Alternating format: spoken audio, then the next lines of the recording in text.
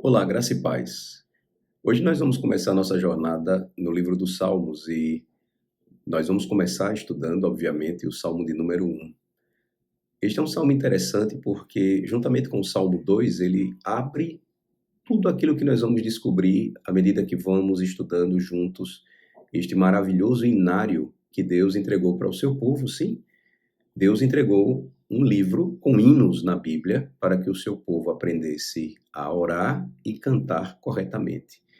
Isso sempre fez parte da tradição do povo de Deus, no passado, com Israel, e também na nova aliança, no novo pacto com a igreja. A igreja, nos primeiros séculos, ela sempre dedicou tempo para meditar, orar e cantar os salmos em família e também em suas liturgias na adoração pública. O Salmo de número 1, na verdade, ele é extremamente maravilhoso. Por quê? Porque, em muitos aspectos, este primeiro salmo, ele é um prefácio para todos os outros. E aqui eu anotei algumas coisas que eu gostaria de passar para vocês. No espaço de poucos versículos, nós temos diante de nós uma visão da vida justa e da vida injusta, da vida certa e da vida errada, crianças. Isso é importante que vocês saibam também, porque o salmo não é apenas para seus pais, mas também para os filhos, mas também para vocês. Então, nem todas as palavras são ditas neste Salmo de número 1, mas as questões fundamentais da vida, elas estão todas aqui. Eu vou ler o Salmo então, e nessa primeira leitura eu vou utilizar a versão Nova Almeida atualizada para a nossa meditação. Bem-aventurado é aquele que não anda no conselho dos ímpios, não se detém no caminho dos pecadores, nem se assenta na roda dos escarnecedores. Antes, pelo contrário, o seu prazer está na lei do Senhor e na sua lei medita de dia e de noite. Ele é como árvore plantada junto à corrente de águas que no devido tempo dá o seu fruto e cuja folhagem não murcha. E tudo o que ele faz será bem-sucedido. Os ímpios não são assim, são, porém, como a palha que o vento dispersa. Por isso os perversos não prevalecerão no juízo, nem os pecadores na congregação dos justos. Pois o Senhor conhece o caminho dos justos, mas o caminho dos ímpios perecerá. Há um grande contraste aqui. Veja, o salmista nos mostra que há dois e apenas dois modos de se viver neste mundo. Apenas duas maneiras de se viver nesta vida. E observem, o primeiro tipo de homem, segundo o Salmo de número 1, é aquele que é ricamente abençoado por Deus. A frase traduzida em nossas Bíblias como bem-aventurado o homem que, na verdade, poderia ser literalmente traduzida na língua em que a Bíblia foi escrita no Antigo Testamento, a língua dos judeus, o hebraico, como as bem-aventuranças do homem. Bem-aventuranças ou bem-aventurado quer dizer feliz ou verdadeiramente feliz. Ou seja, neste mundo caído, atingido, machucado, marcado pelo pecado, a felicidade genuína, diz o salmista, é uma possibilidade real. E ela nos é oferecida por Deus em sua graça. Por isso o Salmo de número 1 começa em seu primeiro versículo falando que as bem-aventuranças do homem que faz aquilo que Deus manda fazer. Mas observem, inicialmente Deus vai ensinar. Não faz aquilo que Deus diz para não fazer. Veja só. Esse homem abençoado, então, ele é descrito inicialmente de uma forma negativa. Como assim? Em primeiro lugar, este homem abençoado é aquele que não faz algumas coisas. Veja só. O começo da bem-aventurança, o caminho da verdadeira felicidade para o homem é uma compreensão disto que Deus está falando através do seu servo, que escreveu na Bíblia o Salmo de número 1. Sem esta sabedoria, sem este contraste, ou seja, Deus diz que feliz é aquele que não faz alguma coisa que lhe desagrada, tudo se torna borrado e manchado, incluindo a diferença entre ser feliz e ser triste. Por exemplo, Aqui no Salmo de número 1, no versículo de número 1, nós vemos como o pecado ele progride, ele cresce na vida de alguém que não é verdadeiramente feliz. Como assim? Podemos identificar um movimento natural aqui. O salmista fala sobre andar, parar e sentar. Feliz é o homem que não anda no conselho dos ímpios, não para no caminho dos pecadores e não se senta na roda deles, ou seja, não se senta com eles para conversar e para falar aquilo que desagrada a Deus. Isso envolve compromisso, isso envolve atração pelo aquilo que a gente vê e começa a gostar, achar bom, e também envolve fidelidade ou lealdade. Veja só, o homem abençoado não tem relação com a sabedoria dos tolos, segundo o ensino do Salmo de número 1. O homem abençoado é aquele que rejeita a conversa dos homens maus, o conselho dos ímpios. A preocupação aqui, então, ela envolve educação.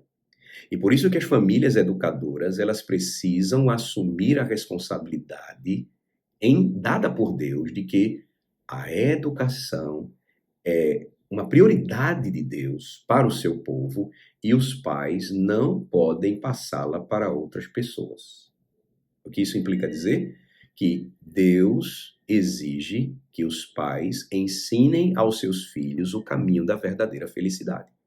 Veja como isso é legal, crianças, para vocês. Por quê? Porque se você vê os seus pais preocupados em ensinar a vocês o caminho da vida, o caminho da verdadeira felicidade, que é obedecer e temer a Deus, a sua maneira de enxergar a vida, o que é uma filosofia de vida, ela será totalmente santa. E aí você vai descobrir o caminho da verdadeira sabedoria. O Salmo de número 1 fala sobre sabedoria. Ele mostra que o temor do Senhor é o princípio da verdadeira sabedoria, ou seja, o homem que teme ao Senhor não vai fazer aquilo que lhe desagrada. O homem que teme ao Senhor fará aquilo que agrada a Deus. Então a preocupação aqui é que se você deseja caminhar com Deus, você precisa deixar de fazer aquilo que ele não quer que você faça. Por exemplo, tudo começa aqui, veja, não termina aqui. E os exemplos não são difíceis de a gente achar. Você vê muito isso na psicoterapia popular, na maneira como o mundo diz que a ciência, somente a ciência, detém a verdade, possui a verdade, nos programas de TV ou nos vídeos na internet que são tão moralizadores. Então, o conselho dos ímpios, segundo o Salmo 1, o caminho dos pecadores e o assento, a cadeira dos escarnecedores são todos contrários à lei de Deus. Mas o homem piedoso não apenas deve evitar aquilo que é mal. O homem piedoso não deve evitar apenas aquilo que é ímpio. E se nós fizéssemos apenas isso, nós seríamos apenas pessoas certinhas, moralmente corretas. Mas é isso que o diabo quer que nós sejamos. Por quê? Se nós vivermos apenas isso e entendermos que a vida cristã, a vida com Deus, a verdadeira religião é fazer coisas certas e deixar de fazer coisas erradas, nós vamos cair no engano de Satanás. Por quê? Porque o homem piedoso, ele vai encontrar verdadeiro prazer. Não naquilo que o mundo gosta, mas naquilo que agrada a Deus. Esse é o significado do temor ao Senhor. O temor ao Senhor, segundo o livro de Provérbios, por exemplo, é a sabedoria. Por quê? Porque do Senhor vem a resposta certa para que nós façamos aquilo que é certo. E aí notem, o salmista abre o inário do povo de Deus, o livro dos Salmos, falando isso repetidamente. Ele vai dizer que meditar na lei do Senhor deve ser um trabalho diário da família, dia e noite. Não é assim que Deuteronômio 6 nos ensina? Que nós devemos falar sobre a palavra de Deus, sobre a lei do Senhor, todos os dias, em todos os momentos, entre nós, em família, pais e filhos, irmãos, igreja. Veja como isso é importante. A palavra aqui, meditar, ela vem de sussurrar, ou seja, algo que a gente fala aos ouvidos de outra pessoa. Este homem do Salmo 1, ele tem prazer, deleite na lei do Senhor. E aí, ele tem tanto prazer, crianças, que ele se vê sozinho, às vezes sem ninguém, falando baixinho sobre estas coisas, sobre a palavra de Deus, sobre como ama a verdade do Senhor. E qual é o resultado de tudo isso? Ele é como uma árvore plantada junto à corrente das águas. Veja, ele é plantado. Ele não fez isso sozinho. Deus o colocou ali, como nós plantamos uma semente. Eu não sei se vocês já tiveram essa experiência, provavelmente seus pais já ensinaram, como surge, e quando nós estudamos ciência, nós vemos isso, é algo maravilhoso, uma plantinha. Nós colocamos a semente na terra, nós a enterramos ali, nós então regamos com água, e então nós começamos a ver os dias passando e ela começa a crescer. Veja, o homem que teme a Deus, a criança que teme a Deus, que ama ao Senhor, ela não começa isso sozinha, ela é plantada pelo Senhor. Então, a folha não murcha, o fruto vem no tempo certo, porque é o Senhor quem planta em nosso coração a sua maravilhosa palavra. Então, o que esse trecho ele nos ensina, o que ele inclui, é que há um ensino maravilhoso aqui da palavra de Deus para nós. Veja, a Bíblia nos ensina que a felicidade que temos neste mundo, que experimentamos nesta vida, ela deve passar por uma obediência, submissão, respeito, reverência, adoração àquilo que Deus nos dá em sua santa palavra. As verdades que ele nos dá, que falam a respeito dele mesmo.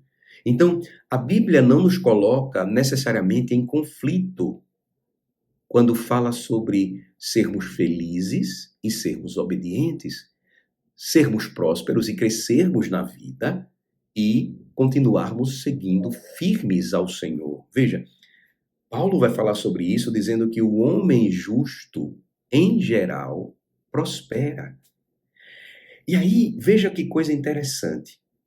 A condição dos ímpios, ela não é assim, dos homens que não temem a Deus.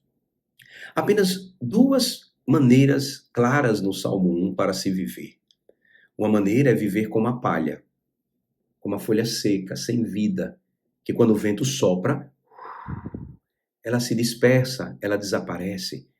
Outra coisa é você estar plantado como uma árvore que nunca será retirada dali. Por exemplo, quando você ouve na Bíblia falar sobre oliveiras, lá em Israel, no lugar onde Jesus viveu e pregou o seu santo evangelho, nós temos oliveiras com mais de 400 anos, crianças. Ali, permanecendo firmes, porque foram plantadas por Deus. Então, as palhas, elas não podem ser encontradas facilmente, assim como as árvores que têm raízes e estão firmadas, enterradas no solo. A palha não tem valor nenhum. Jamais esqueçam disso. O vento leva para onde quer. Mas o que é que diz o Salmo de número 1 a respeito do justo? Ele produz frutos, porque medita na lei do Senhor dia e noite. Então, esta é a introdução para nós a respeito do Salmo 1. Durante a semana, nós vamos meditar sobre vários assuntos relacionados a ele, mas eu gostaria de introdutoriamente deixar isso com você, para que você guarde em seu coração, para que você lembre disso. Nunca dê ouvidos à voz daqueles que dizem para você não obedecer a Deus, não amar ao Senhor. Ouça o que os seus pais sempre dizem quando eles falam da importância do ensino da palavra de Deus para que vocês sejam prósperos. Aprender todas as ciências, conhecer todas as coisas e aprender diariamente sobre tantas delas não tem nenhum valor se o principal livro não for amado por vocês, a palavra de Deus. O salmista diz que isso vai fazer com que vocês sejam verdadeiramente felizes, que vocês andem, que vocês parem e que vocês se sentem sempre para ouvir ao Senhor Jesus Cristo. O que é que a Bíblia diz sobre ele? Que ele é o verdadeiro poder e sabedoria de Deus. Amem ao Senhor, sirvam ao Senhor e façam isso e sejam verdadeiramente prósperos. Deus os abençoe. E se Deus permitir, amanhã nós traremos uma nova meditação para que juntos caminhemos aprendendo mais sobre este maravilhoso livro dos Salmos. Também trarei para vocês algo importante. Eu prometi que iria ensinar para vocês como é que nós podemos cantar alguns salmos. Na verdade, as melodias originais elas se perderam, nós não temos, mas nós temos a letra. E a igreja, no passar do tempo, ou com o passar dos anos, ela musicalizou, ela colocou música neles. Então nós temos pelo menos algumas músicas que cantamos e já temos em língua portuguesa e que eu gostaria de ensinar para vocês. Deus abençoe. Vamos orar. Senhor, te louvamos e agradecemos pelo privilégio que nos dá de meditarmos inicialmente sobre o Salmo 1. Nesta grande jornada, orando e cantando os salmos, aprendendo sobre eles. Pedimos que esta semana seja abençoadora para nós, para as nossas famílias, e que o Senhor esteja conosco e nos abençoe ricamente. Em nome de Jesus, o nosso Senhor. Amém. Até lá, amanhã nós nos vemos novamente, se Deus quiser.